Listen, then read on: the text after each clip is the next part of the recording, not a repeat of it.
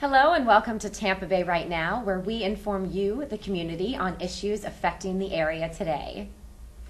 On this show, we're discussing a very important issue, campus safety. This is Tampa Bay Right Now.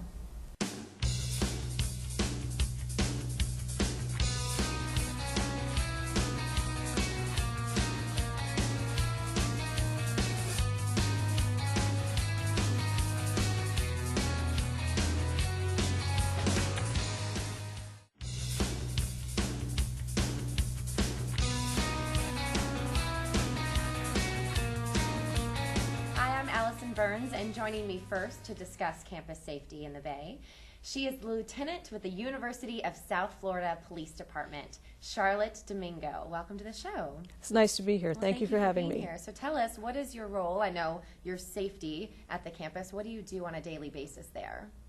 The university police officers patrol the campus 24 hours a day, 7 days a week. They're always there to respond in the event of an emergency. We also have a 24/7 emergency communications center.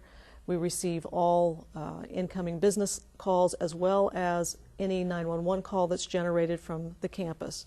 It comes directly to our 911 communications center where they dispatch the appropriate help to the individual calling. So if there's a 911 call on campus, you actually receive that alert first so that you can respond first, is that correct? Yes, if it's a landline phone, meaning the phone that plugs into the wall, it definitely comes directly to us. If it's on a cellular phone, most of those will come directly to us, depending on which tower the provider is for the individual making the call. Right. But they simply direct it right back to us. If it comes into Hillsborough County or the City of Tampa Police Department, they reroute it back to us, and we take care of the emergency. And if there is a common emergency, what would be something that's most common on campus? It could be anything from a traffic crash. Okay. Many times we'll receive 911 calls for a traffic crash. If someone should see a crime in progress, say someone's stealing a bicycle, we get 911 calls on those as well. So really any kind of emergency that can happen in the larger community happens on USF campus. Right, because it's like a small little town. We're actually a city. Right. If you look at our day-to-day population, our day-to-day population can be upwards of 65 to 70,000 people in a given day. We have 42,000 students. Right. We have several hundred buildings on campus. It's really a city within the city. Mm-hmm. And I know you have on-campus housing, correct? Yes, we have more than 5,000 people who actually reside on campus 24 hours a day. In addition to that, we have the Shriners Hospital and the Moffitt Cancer Research Center, as well as a hotel, 2 elementary schools, Wow. 10,000-seat Sundome Arena. So we really are a city unto ourselves. And how many officers like yourself are working on a daily basis at one time? That varies from time of day. We have a total complement of 48 police officers. Mm-hmm. So those are spread over the 24-hour period, some with different assignments, criminal investigators, patrol units, people like myself who are more administrative. Mm-hmm. So we provide the wide range, the complete range of police services that you would expect from your home police department. Right. And what kind of programs do you have for the students there, for the instructors, the teachers, programs where they can feel safe, something that you may have going on campus that helps people feel safer?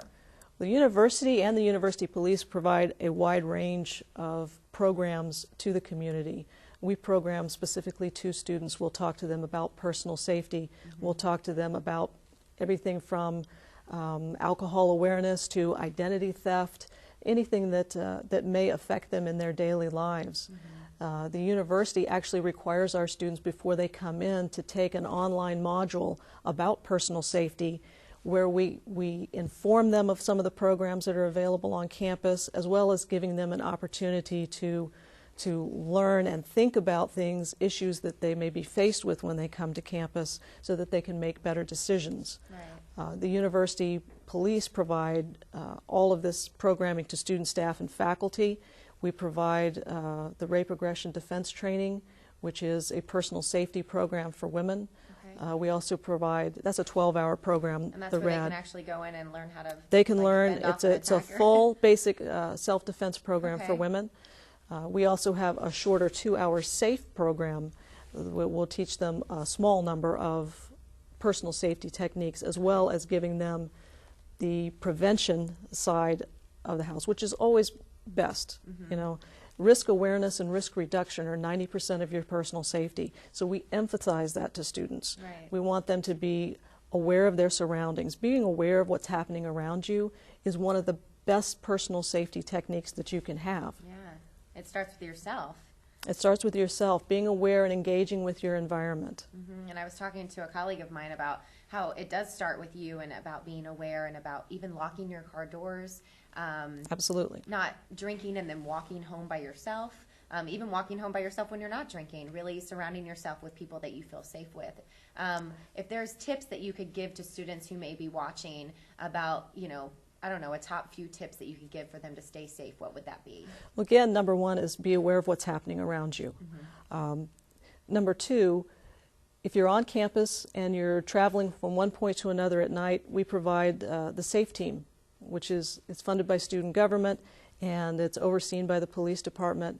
They can get a free ride from anywhere on campus. Say they're at their library late, they can get a free ride back to their residence hall, back to their car if they're living off campus. Never a reason to walk alone at night. Yeah, it's like a There's formalized no excuse, yeah. It's a formalized buddy system, which you know, we all were told by our parents earlier. Yep. You know, have a buddy.